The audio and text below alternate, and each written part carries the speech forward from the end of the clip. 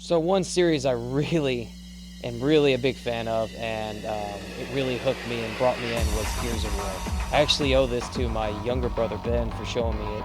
I used to watch him play it, but I never got involved in it until the Ultimate Edition came out, which is a reamp of the original. So I didn't know anything about the story, didn't know anything about the characters, but it was very, very unique how it played. It's a third person kind of view. I guess the first thing that took me by surprise was the gore. When I was watching it, the only other game I know to this point was Mortal Kombat that extended that level of violence, how you would maim, kill, and execute people. But in this game, it actually had a crazy amount of blood. It was one of the first times I've ever seen a rifle of some kind have a chainsaw barrel, which I thought was very unique, and the fact you could just saw people into pieces was crazy to me. Like, I remember seeing that on the screen thinking, that's new. Haven't seen that before, and I played a lot of shooting games. There was always kind of executions where if somebody was down, you basically could pull out a different weapon and it would give a different execution to that person. So, I mean, there's anything from stomping the heads, curb stomping, you could rip somebody's arm off and beat them with it. I mean, you could kick somebody's head like off their shoulders like a field goal. I mean, the list goes on and on. It just got absolutely ridiculous. I think one of the most painful ones to me that I saw, if you came up behind somebody and used the Lancer, they turned it where they would turn the barrel upside down and go right up the back of the crotch through your spinal cord. And that was insane to watch. Very painful. And another thing that took me by surprise is it came from the people that did Unreal Tournament. And I played Unreal Tournament on the PC years ago. And in that game, I thought it was funny when the characters would taunt each other. Like, it was put in the game where if you killed somebody, they would say some kind of gesture or cuss them out, but it was kind of mild at that time. But this game took that to the next level. I mean, these guys were like dropping the F-bomb, they were saying this, saying that, they would disrespect your opponent, and I mean, taunts, they would flip them off. I mean, just the list goes on. And in any shooting game, I don't remember any of the characters being allowed to do that until I got to this, and just like, whoa, they're stepping up a notch on this, on the mature rating level. When I got more involved in it was the wall balance technique, and I was asking my brother how are people doing this, because what they would do when you would look toward a certain surface, if you could be so close to it, your character would do a sliding motion, like he would roll or kind of glide into cover.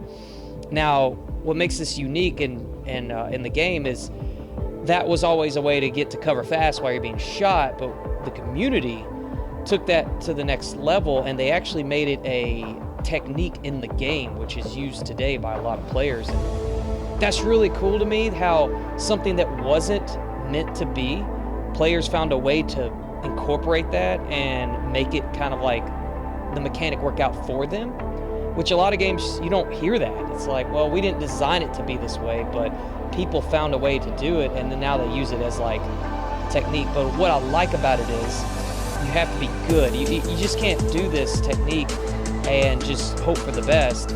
You actually have to be kind of skilled in your aiming as you do it. It's kind of like being in the Matrix, like, oh, I want to jump off a wall, but I want to be accurate in my shot too. It kind of similar, like if you slide into cover, you got to know how to change your look and your angle to fire a quick, accurate shot. And once you get that down, you feel like a badass. I'm not gonna lie, it's really fun. My brother warned me before I took on this game. He goes, I'm gonna tell you right now, before you play this, you're gonna be against some of the most toxic, mean, salty players in possibly any other game. And he was absolutely right. Not that it bothered me, but it was kind of surprising because of the hate mail, the taunting, the teabagging, messaging. Like I said, anything possible these people could do to be an asshole seemed like it happened in this game. And it was crazy. I was like, wow, people generally are just bad on here. You're not that good. You triple I killed you every time you came at me. What the fuck? Get the fuck You're out of here, kid. Oh, suck. wow. Look at this motherfucker. Lying ass you piece missed of every shit. shot You shot killed at me once. You killed me once. You missed talk every shit. shot. But I killed you like I fucking at least killed you 10 like- times. The things I would see, or people get on the mics and what they would say to somebody else, And this game brought out the hatred more than any other game I think I've ever played. Oh God! Damn! Damn!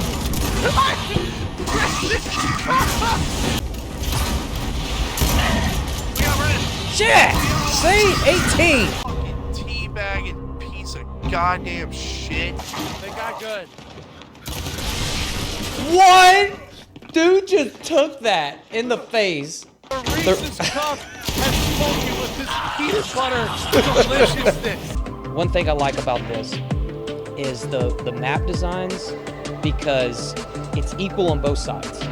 Like, if you ever notice a lot of Gears maps, they take one side or the other and they kind of mirror it. So, not one side gets kind of more of an advantage than the other, which I actually like that because it makes it fair. Another thing too, you don't just get a really good weapon. Everybody starts with the same amount, but if you want a power weapon, you actually have to go the equal distance to get it. So basically, if the rocket launcher's in the middle of the map, and both teams have the equal amount of distance to get there, the best man's gonna get it.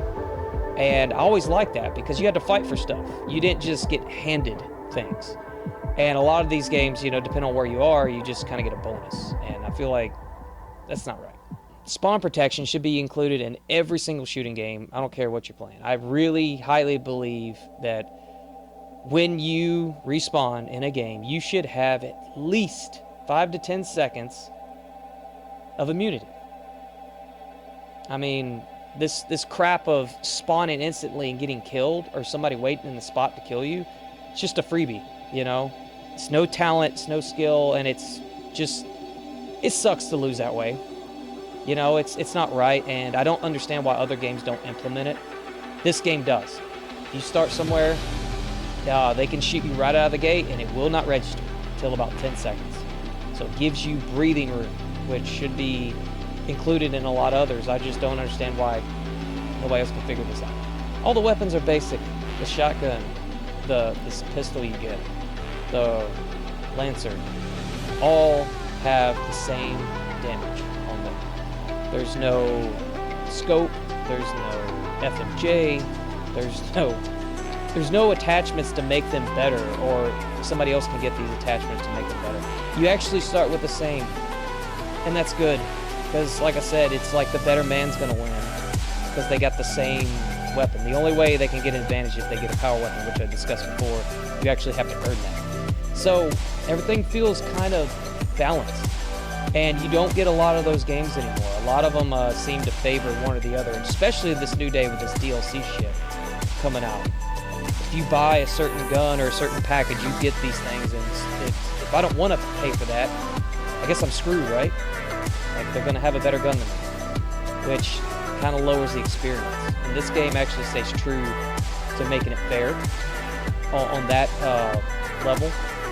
So I have to give it props for that. I don't understand their hitbox radius, and I don't understand, especially, I've said this so many times, that the shotgun's broken.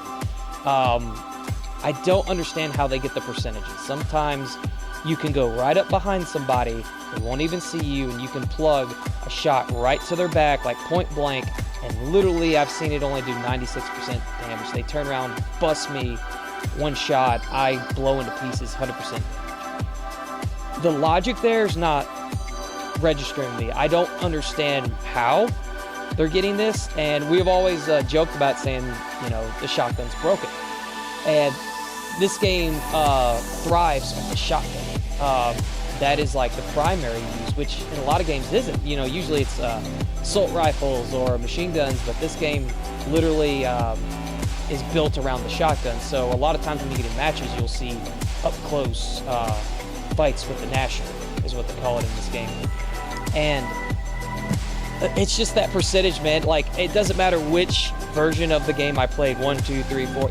Now they're on 5, and it is still to this day does not register, right? And I think they left it alone because they don't want to mess the fans up, you know, and just say we're changing it and piss a lot of people off, because it does have a huge following. But at the same time, I'm like, am I the only one here that notices this is a problem? It is frustrating as hell, because sometimes you will get so pissed just knowing you had somebody and the game just kind of says, nope, So as the series keeps going, I notice it gets more and more violent. Very similar to the Mortal Kombat series. It's just like the bloodlust isn't enough. I don't know if that's from the fans or the creators, but as I keep going, they've added so many different executions, so many custom things you can do. I think it's cool. It brings flavor to the game. It brings a new look to it and different characters that keep adding. But going forward, I hope that continues, and I don't see it slowing down at all. So I'll always be a fan of it. It's always one I love to go back to, and I'm curious to see how far they take it.